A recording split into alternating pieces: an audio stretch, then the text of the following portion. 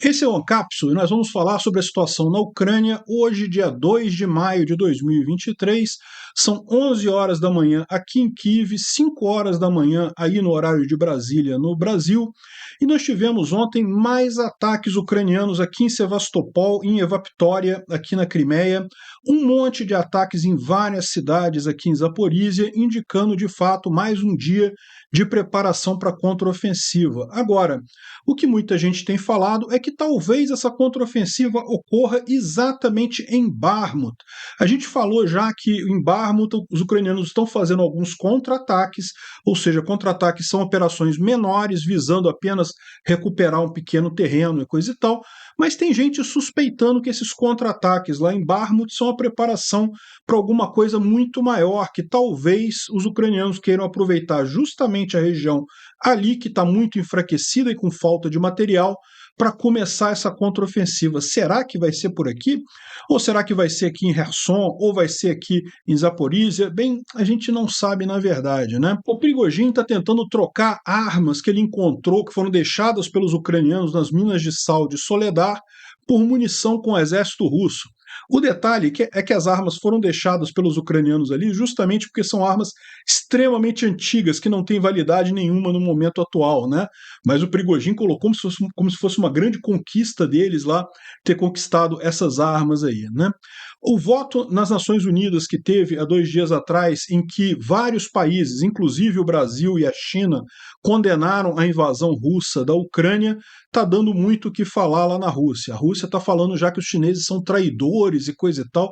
Vamos entender esse assunto, muito embora a gente tenha que também lembrar de elogiar a posição brasileira. Eu tenho certeza que essa não é a posição do Lula, mas a diplomacia brasileira fez o correto e ficou e assinou essa declaração classificando a Rússia como a agressora nesse caso, né?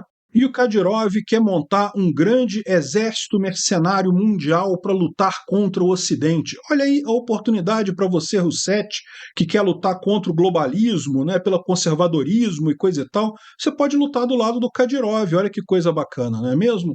Estou sendo irônico, tá, gente? Não façam isso, não. Esse cara é do mal, como qualquer aliado do Putin.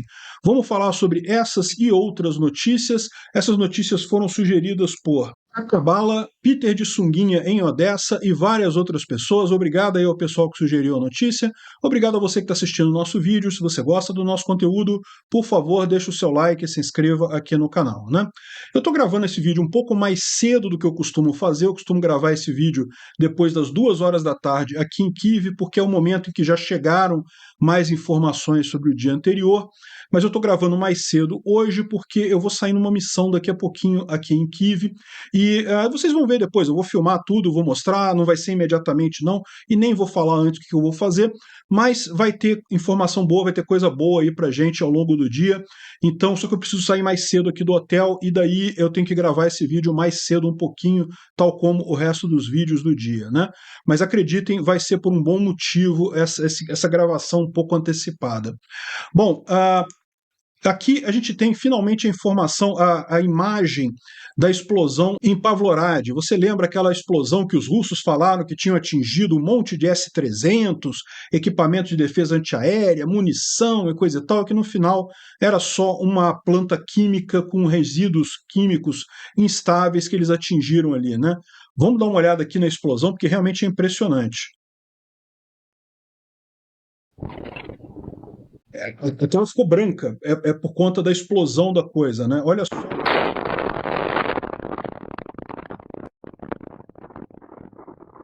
Olha só que coisa realmente impressionante. Isso não é condizente com uma explosão de depósito de munição, que tipicamente ela é escalonada.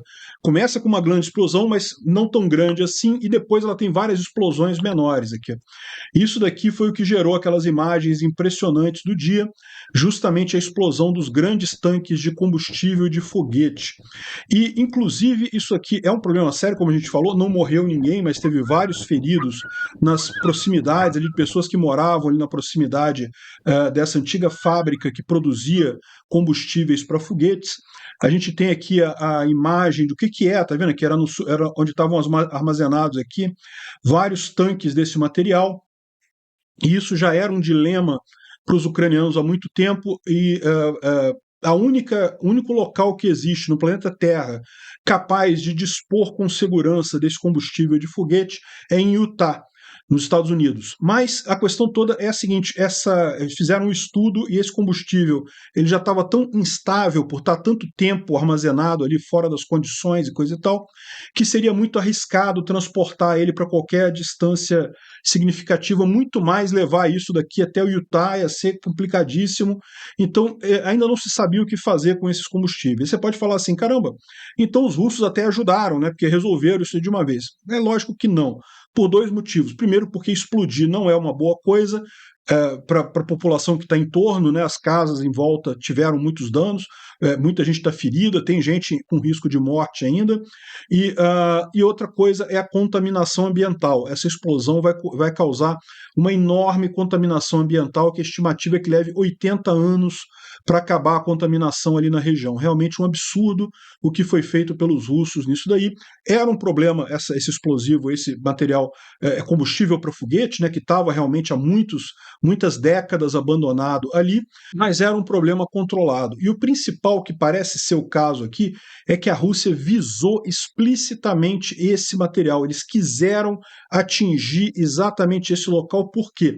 Justamente por questão de propaganda, para fazer uma explosão bonita e coisa e tal, sendo que é uma coisa totalmente inútil do ponto de vista militar. É o que eu falo sempre. Os ucranianos atingiram Sevastopol, é um tanque, é uma área militar. Aquela área de combustíveis que pegou fogo ali eram combustíveis usados pela frota do Mar Negro. Então é um alvo militar legítimo. Isso daqui não. Isso aqui não tem lógica nenhuma, não é usado por equipamentos militares, não tem nada ali que seja utilizado, nem pode ser utilizado. Como eu falei, isso aqui era arriscado pra caramba.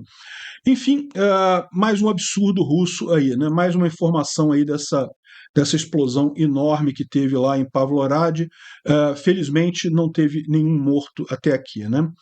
Bom, outra coisa curiosa, o pessoal fazendo a brincadeira aqui, porque a RT, a Russia Today, que é uma das principais mídias russas, né, principalmente fora da Rússia, para fora, lá na Rússia eu acho que é a RIA Novosti que é a principal, mas fora da Rússia, a Russia Today, ou RT, eu acho que é a mais significativa, e ela publicou o primeiro estudo dela, o primeiro artigo dela, falando que não, que destruíram não sei quantos S-300 e munição, a Rússia acabou com a contraofensiva ucraniana porque destruiu toda a munição e não sei o que lá, e tinha um bunker também com generais da OTAN, aquela história toda que as Roussetti adora, não, que tinha um bunker com general da OTAN que foi atingido, como se existisse esse tipo de coisa. Enfim, e aí depois eles precisaram publicar uma retratação dizendo que não, aí eles mudaram o discurso. Não, a gente destruiu de propósito aquela área ali, porque a gente queria mesmo causar dano ambiental, a gente queria prejudicar os ucranianos e coisa e tal. Ou seja, tiveram que voltar atrás na história deles, porque ficou claro para todo mundo que eles estavam de lorota ontem com esse papo de S-300 e coisa e tal. Todo mundo entendeu o que aconteceu lá em Pavlorad, né? É verdade que num primeiro momento, logo que explodiu a coisa, ficou muita gente na dúvida. Você via muito comentarista, até pessoal pró-Ucrânia, falando, poxa, será que realmente atingiram um depósito de munição? Parece realmente uma explosão muito séria, né? Mas, como a gente pode ver, aquela velha história, né? A Rússia está mentindo? Sim. Né? O fluxograma é claro e fácil. A Rússia está mentindo? Sim. Pronto. Sempre assim, não tem erro. Agora, a gente tem aqui algumas outras ações lá na Crimeia. Tá? Teve mais duas coisas aqui. Primeiro, teve drones ucranianos avistados aqui próximo de Evaptória, né? Evaptória, essa cidade aqui próxima da base de Saki, já teve ataques ucranianos ali, e aparentemente os russos derrubaram alguns drones ucranianos ali na região, tá? Ou seja, aqui tá vendo a defesa antiaérea. Segundo eles dizem, nada foi atingido, os drones foram todos derrubados, mas que houve ataque, houve tentativa, houve, né? E aqui, essa outra aqui é na Crimeia, mesmo em Sevastopol mesmo, aqui na cidade de Sevastopol, em que dá para ver uma fumaça, ou seja, aqui atingiu alguma coisa. Se foi alguma coisa importante, se realmente causou algum dano, não dá para saber. O Igor Shusko está falando que as mensagens dos russos lá na Crimeia é para o pessoal ficar calmo, porque as defesas antiaéreas russas estão lidando com os drones ucranianos, que não vai ter problema nenhum, que nada vai ser atingido, mas você vê que pelo menos alguma coisa foi atingida aqui em Sevastopol de ontem para hoje, né? Não é uma explosão tão espetacular quanto a da refinaria dos depósitos de combustível, mas é uma cortina, uma coluna de fumaça aqui significativa. Alguma coisa foi atingida ali em Sevastopol. E o efeito disso, lógico, são mais russos abandonando a Crimeia, né? Estão saindo realmente em grande quantidade de lá, o que é uma coisa excelente, uma vez que o Arestovich ontem falou abertamente que o objetivo da contraofensiva ucraniana é libertar a Crimeia. Olha só, ele falou isso com todas as letras, né?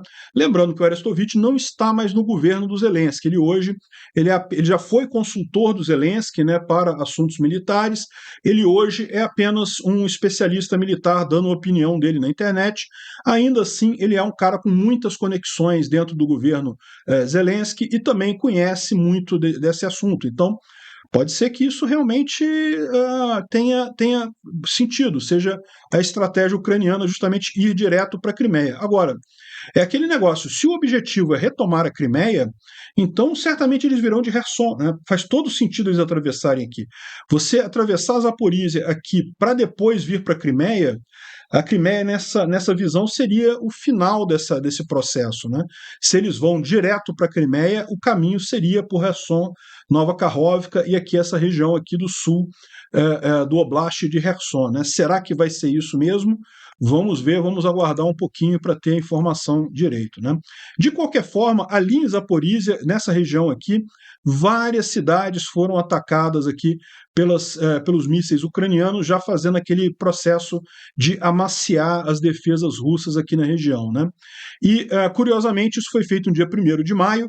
Por quê? Porque dia 1º de maio, na antiga União Soviética e muito agora na Rússia também, é um dia comemorativo, é uma festa, o pessoal se reúne, se encontra. Então, por exemplo, esse ataque a Tokmak aqui liberaram algumas imagens do que foi atacado. Foi justamente um restaurante em Tokmak em que vários oficiais russos e tropas também, pessoas lá russas, estavam comemorando o 1º de maio, foi o último 1º de maio que eles comemoraram na vida deles. E justamente por isso, embora eu tenha visto a imagem do resultado pós-ataque, eu não posso colocar aqui, porque o YouTube não gosta da quantidade de sangue que aparece na imagem, né?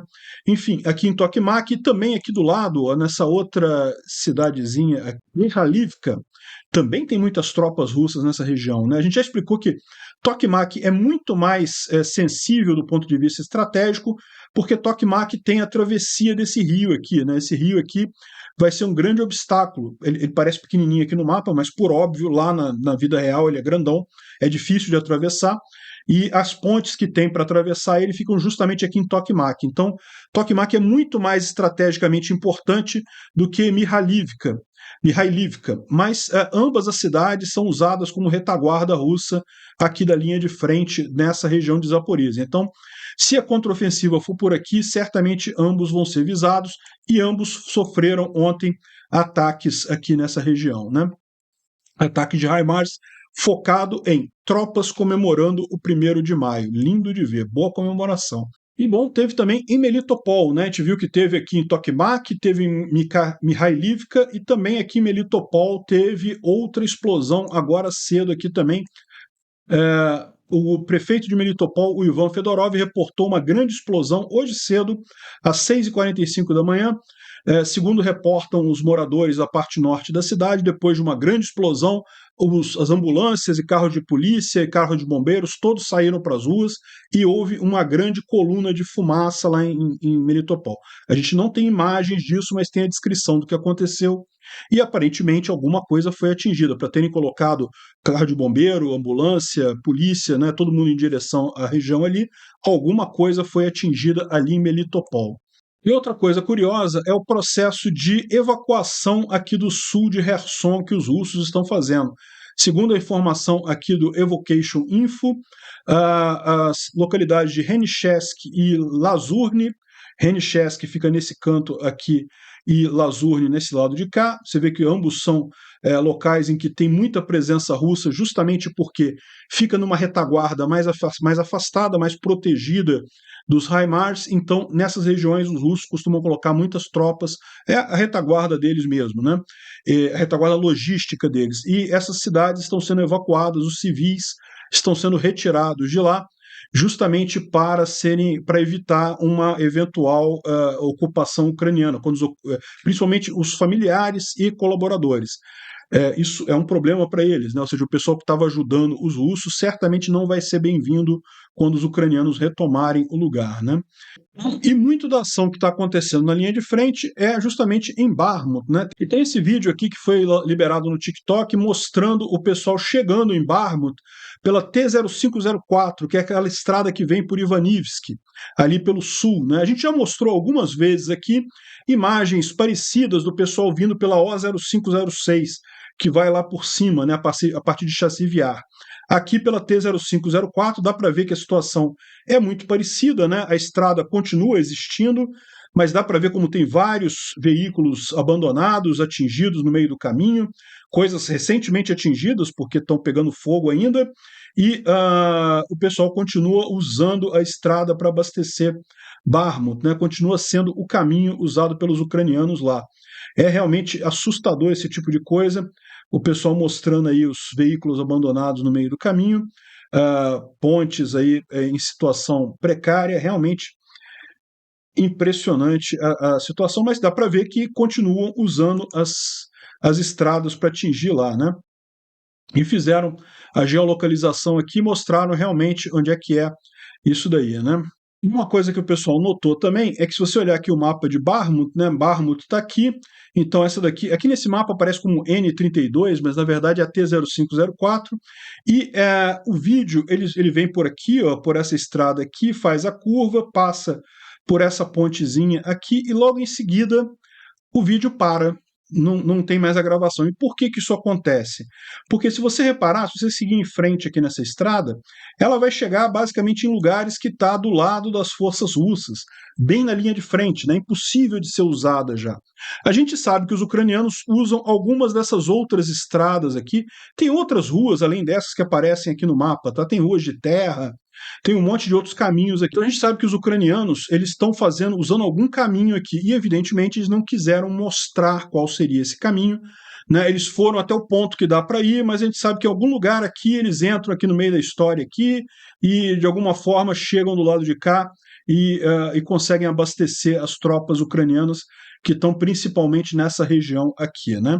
Então a imagem ali mostra justamente o ponto, o limite até onde eles vão e indicando o que pode ter depois dali, tem mais alguma coisa. Agora, Bakhmut está sendo muito falada, justamente a gente mostrou ontem, a gente falou ontem sobre esse contra-ataque ucraniano ali na cidade, mas tem gente achando que esse contra-ataque ucraniano ali é muito maior do que se imagina.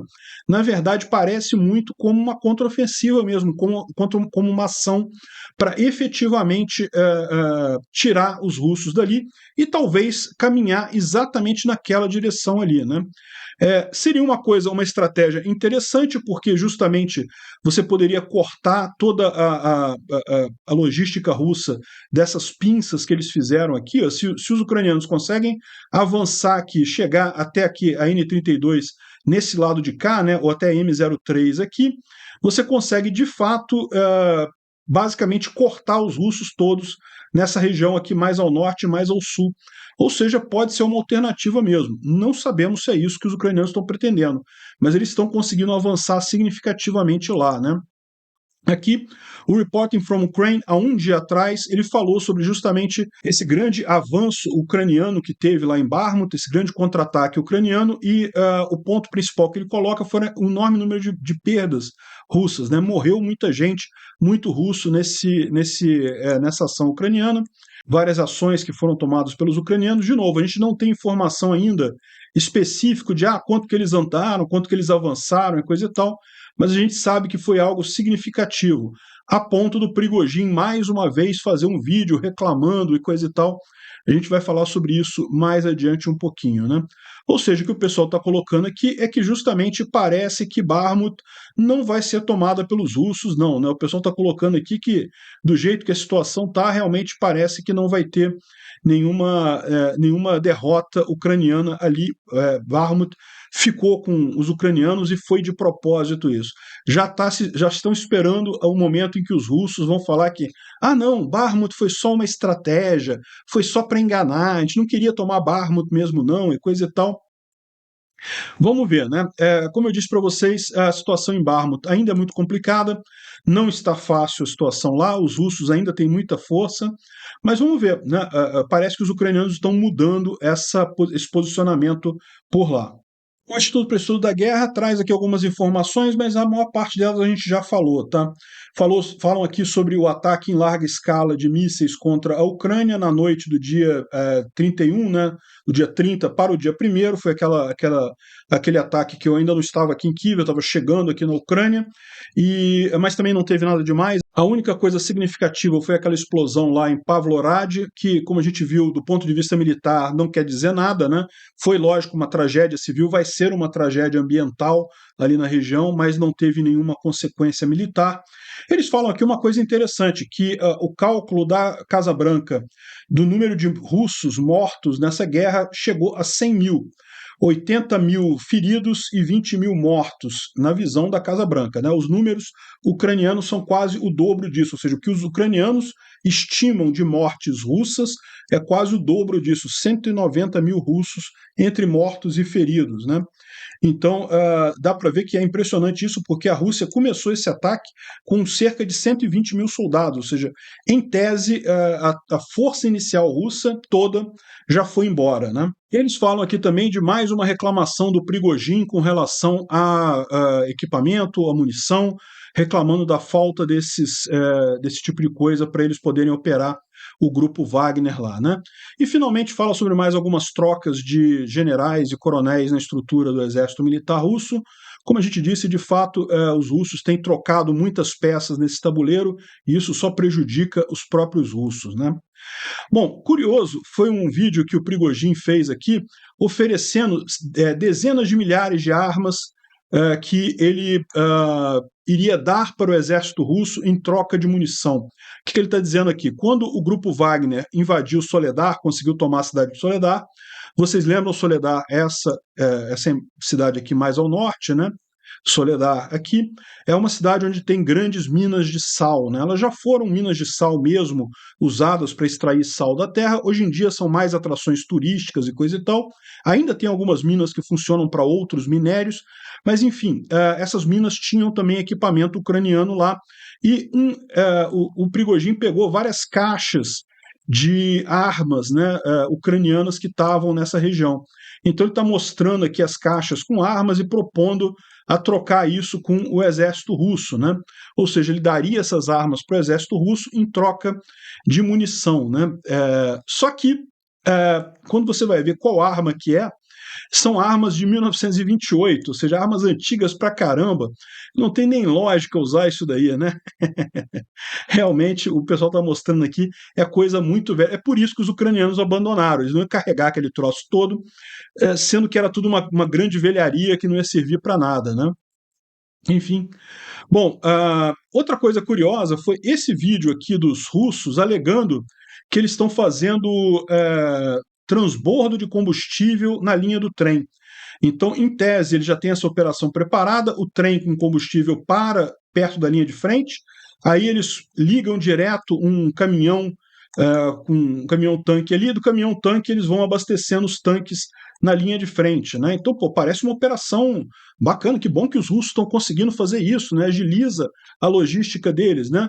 Se não fosse o detalhe que o pessoal fez a geolocalização da coisa toda e chegou à conclusão de que eles estavam em Alexievka, na região de Belgorod, na Rússia, bem longe da linha de frente, na verdade, ou seja, mais uma mentira russa. Não, eles não estão fazendo isso. Pelo menos esse filme não foi filmado na Ucrânia ou perto da linha de frente, né? O que eles estão querendo é dizer que fazem isso, mas não fazem. E a outra informação que a gente teve ontem também é que o Gulagu.net, que é do Vladimir Orshkin, que é aquele dissidente russo de direitos humanos que está morando na França, ele conseguiu identificar exatamente onde é a grande prisão do Wagner lá próximo a Popasna, né?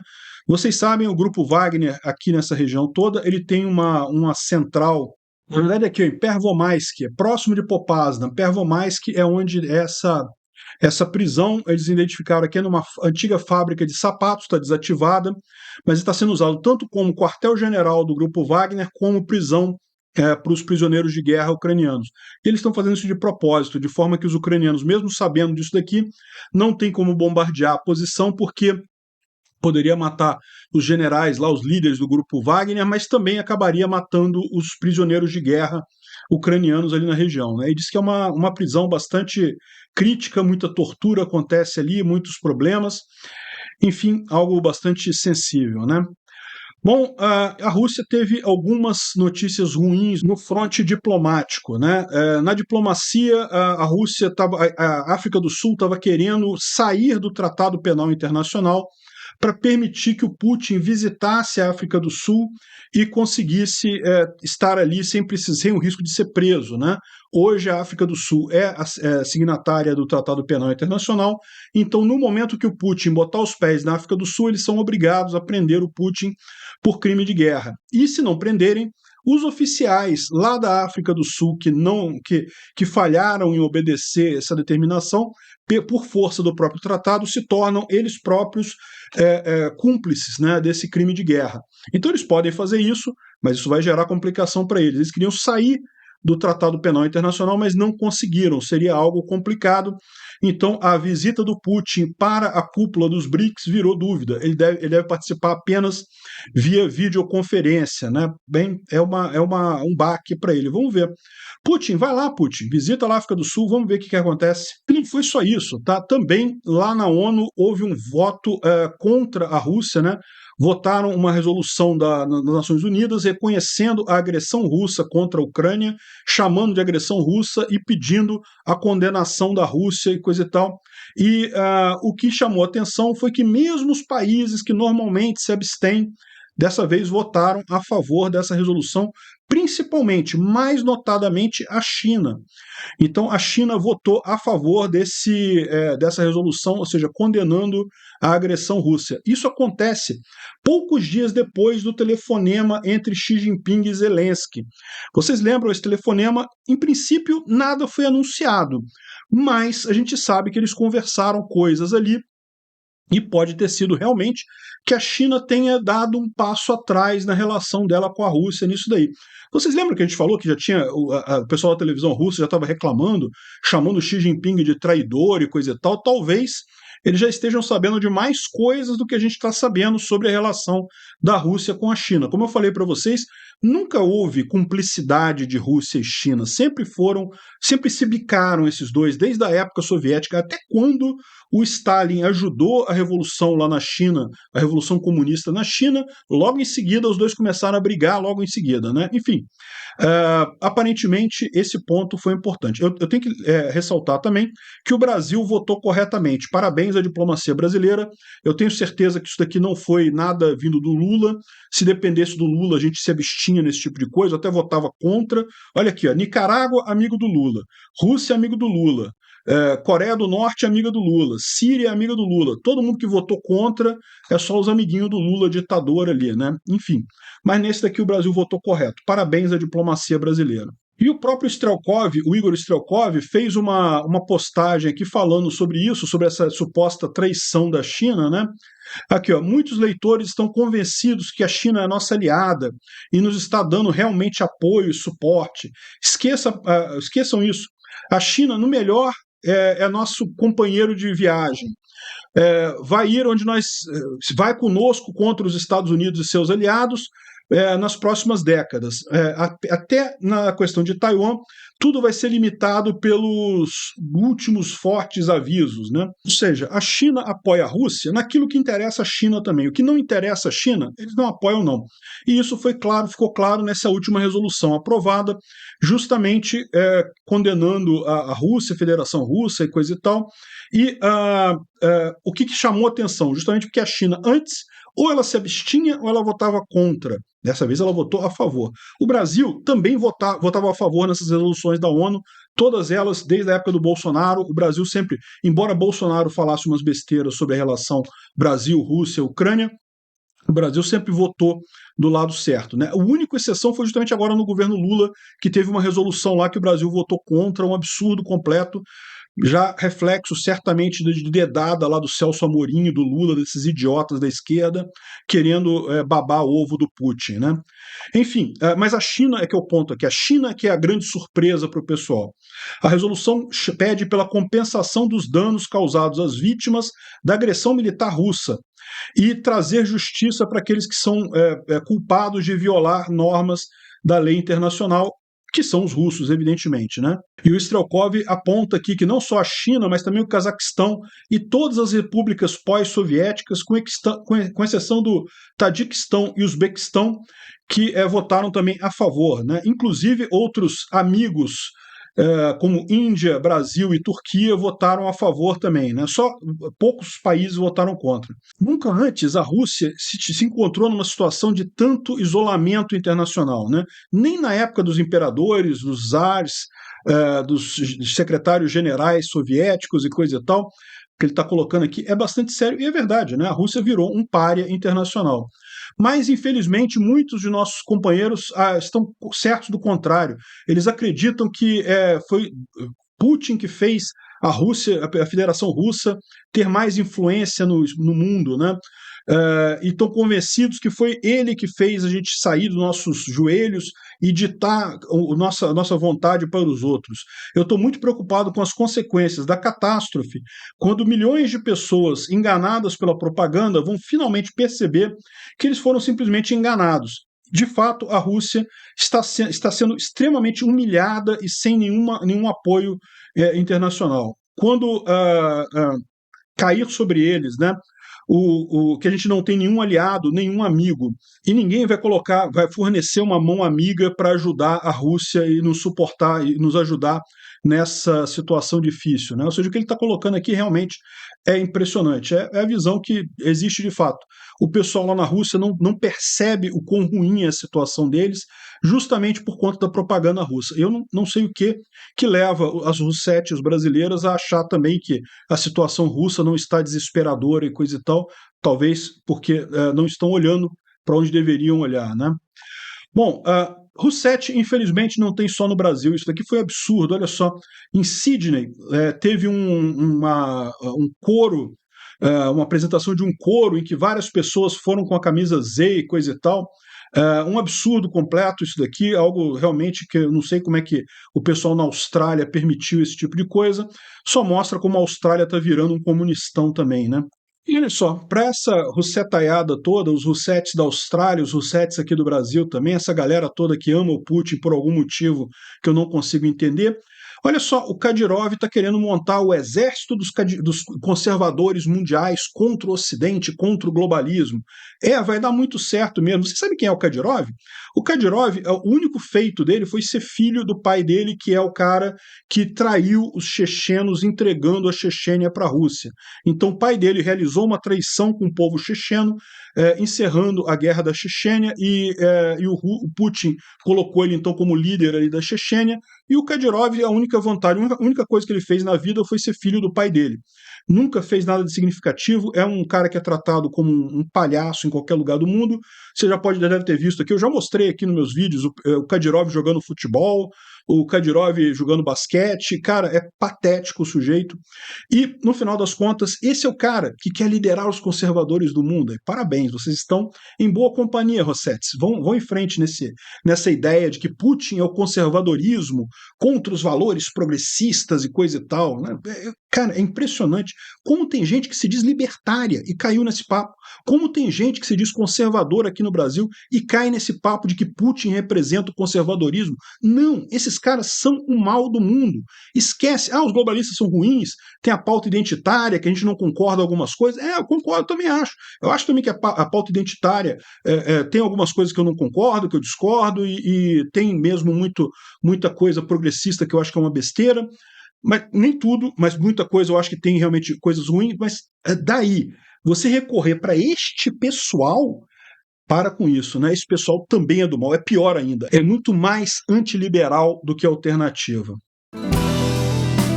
Obrigado por assistir o vídeo até o final.